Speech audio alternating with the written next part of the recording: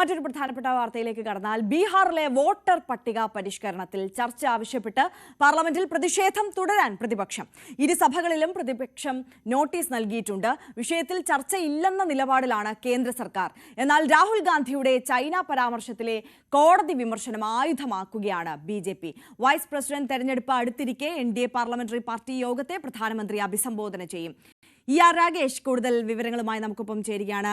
രാകേഷ്, രണ്ട് വിഷയങ്ങളുണ്ട്.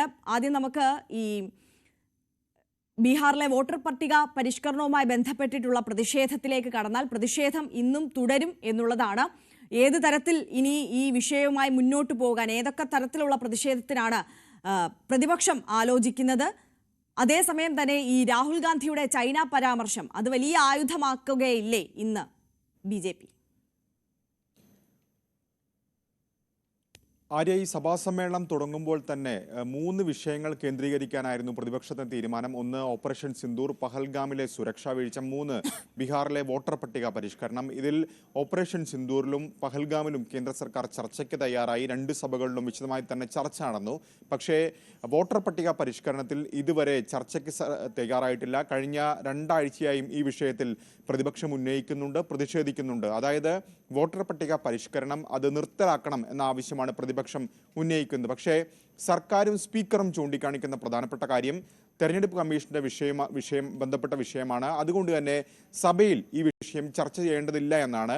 ഇത് അംഗീകരിക്കാൻ പ്രതിപക്ഷം തയ്യാറായിട്ടില്ല. പല യോഗങ്ങളിൽ, കാര്യോപദേശക സമിതി യോഗത്തിലൊക്കെ തന്നെ ഇക്കാര്യത്തിൽ ചർച്ച വേണമെന്ന ആവശ്യം പ്രതിപക്ഷം ആവർത്തിക്കുകയും ചെയ്തു. കാരണം സർക്കാർ ചൂണ്ടിക്കാണിക്കുന്ന കാര്യം, നേരത്തെ 80കളിൽ സമാനമായ വിഷയം പാർലമെന്റിൽ വന്നതാണ്. അന്ന് CPM അംഗമായ വസുദേവ് ആചാര്യ ഈ വിഷയം ഉന്നയിച്ചപ്പോൾ അന്ന് സ്പീക്കറായിരുന്ന ബൽറാം ജാക്കർ ഇക്കാര്യം ചർച്ച ചെയ്യാൻ കഴിയില്ല എന്ന നിലപാട് സ്വീകരിച്ചിരുന്നു. അന്ന് പറഞ്ഞ കാരണം ഇത് കമ്മീഷനുമായി ബന്ധപ്പെട്ട വിഷയമാണ് എന്നാണ്. ആ കീഴ്വഴക്കം തുടരുന്നു എന്ന നിലപാട് ഇപ്പോൾ സ്പീക്കറും സർക്കാരും ആവർത്തിക്കുകയാണ്. പക്ഷേ പ്രതിപക്ഷം അതിന് വഴങ്ങാൻ തയ്യാറായിട്ടില്ല. ഇന്നലെയും സമാനമായ വിഷയത്തിൽ 2 സഭകളിലും വലിയ പ്രതിഷേധമുണ്ടായി.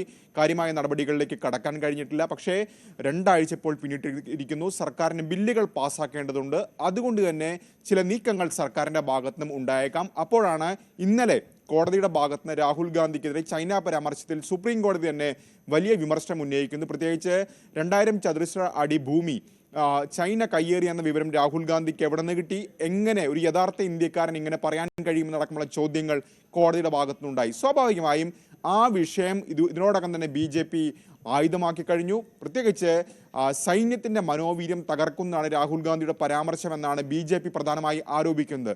സഭയിൽ ഒരുപക്ഷെ ഈ വിഷയം ഉന്നയിക്കാനുള്ള നീക്കം BJPയുടെ ഭാഗത്തുനിന്നുണ്ടാവും. ഇന്ന് ഏതായാലും പ്രധാനമന്ത്രി നരേന്ദ്രമോദി NDAയുടെ പാർലമെന്ററി പാർട്ടിയെ അഭിസംബോധന ചെയ്യുന്നുണ്ട്. പ്രത്യേകിച്ച് ഉപരാഷ്ട്രപതി തെരഞ്ഞെടുപ്പ് അടുത്ത മാസം ആദ്യം 9-ാം തീയതി നടക്കാനിരിക്കുന്നു. സ്ഥാനാർത്ഥി അടക്കം പ്രഖ്യാപിക്കേണ്ടതുണ്ട്. ഈ ഒരു ഘട്ടത്തിലാണ് പാർലമെന്ററി പാർട്ടി യോഗം ചേരുന്നത്. ഏതായാലും ഈ യോഗത്തിൽ വലിയ വിമർശനം പ്രതിപക്ഷത്തിനെതിരെ, രാഹുൽ ഗാന്ധിക്കെതിരെ അടക്കം ഉണ്ടാകാനും സാധ്യതയുണ്ട്. അതിനിടെ ഒരു കാര്യം കൂടി ചോദിക്കട്ടെ രാകേഷ്, ഈ വൈസ് പ്രസിഡന്റ് തെരഞ്ഞെടുപ്പ് അത് ഇരുപക്ഷത്തു നിന്നുള്ള സ്ഥാനാർത്ഥികൾ ആരുടെയൊക്കെ പേരിനാണ് മുൻതൂക്കമുള്ളത്? ആ ചർച്ചകൾ ഏത് ഘട്ടം വരെ എത്തി നിൽക്കുന്നു? സൂചനകളുണ്ടോ? ചർച്ചകൾ പ്രാരംഭഘട്ടത്തിലാണ്. പുതിയ പേരുവിവരങ്ങളിലേക്ക് ഇതുവരെ കടന്നിട്ടില്ല. പക്ഷേ ഇപ്പോൾ പോലും രാജ്നാഥ് സിംഗ് അടക്കം, ശിവരാജ് സിംഗ് ചൗഹാൻ അടക്കമുള്ള പ്രധാനപ്പെട്ട മന്ത്രിമാരുടെ പേരുകളൊക്കെ തന്നെ പരിഗണനയിലുണ്ട്. ശശി തരൂരിൻ്റെ പേര് നേരത്തെ ചില ചർച്ചകളിലുണ്ടായിരുന്നു, മാധ്യമ റിപ്പോർട്ടുകളുണ്ടായിരുന്നു. പക്ഷേ ഒരു ഐഡിയയുമില്ല, നോ ഐഡിയ എന്ന് ശശി തരൂർ തന്നെ ആ വിഷയത്തോട് പ്രതികരിക്കുന്നത് കണ്ടു. അതുകൊണ്ട് തന്നെ വിശദമായ ചർച്ചകളിലേക്ക് ഇതുവരെ കടന്നിട്ടില്ല. ഏതായാലും പ്രതിപക്ഷത്തിൽ നിന്നും സ്ഥാനാർത്ഥി ഉണ്ടാകുമെന്ന കാര്യത്തിൽ സംശയമില്ല. BJP ആകട്ടെ, NDA ആകട്ടെ ഇതിനോടകം തന്നെ കിരൺ റിജിജു പാർലമെന്ററി കാര്യമന്ത്രിയാണ്, അദ്ദേഹത്തെയാണ് ചുമതലപ്പെടുത്തിയിരിക്കുന്നത്. ഒപ്പം തന്നെ BJPയുടെ ദേശീയ ജനറൽ സെക്രട്ടറിമാരും NDAയിലെ മറ്റു കക്ഷികളെ ഏകോപിപ്പിക്കാനുള്ള ചുമതല ഇതിനോടകം നൽകിയിട്ടുണ്ട്. ഏതായാലും പത്രികാ സമർപ്പണം അടക്കമുള്ള കാര്യങ്ങളിലേക്ക് അടുത്ത ദിവസം തന്നെ കടക്കും. സ്വാഭാവികമായും ഇതിന് അടുത്ത ദിവസം തന്നെ, അതായത് ഒരാഴ്ചക്കകം തന്നെ സ്ഥാനാർത്ഥിയെ പ്രഖ്യാപിച്ചുകൊണ്ട് മറ്റു പരിപാടികളുമായി മുന്നോട്ട് പോകാൻ തന്നെയാണ് 2 കക്ഷികളുടെയും, NDAയുടെയും ഒപ്പം തന്നെ ഇന്ത്യ സഖ്യത്തിന്റെയും തീരുമാനം. ആര്യ, രാകേഷാണ് വിശദാംശങ്ങളുമായി നമുക്കൊപ്പം ചേർന്നത്. അസംബ്ലി തെരഞ്ഞെടുപ്പിന് മുന്നോടിയായി ബീഹാറിൽ പ്രചാരണ യാത്ര നടത്താൻ രാഹുൽ ഗാന്ധി.